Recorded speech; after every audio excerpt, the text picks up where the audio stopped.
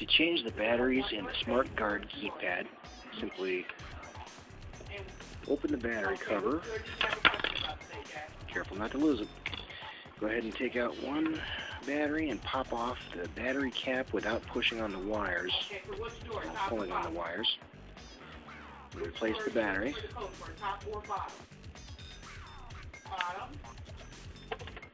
Then do the same for the other one. One moment, I can definitely help out. Let me go ahead and verify some things and verify the warranty. We'll go from there, okay? Fit the batteries back into place. Make sure the wires are tucked inside.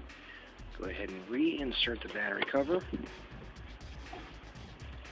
And the keypad is now ready to be used normally.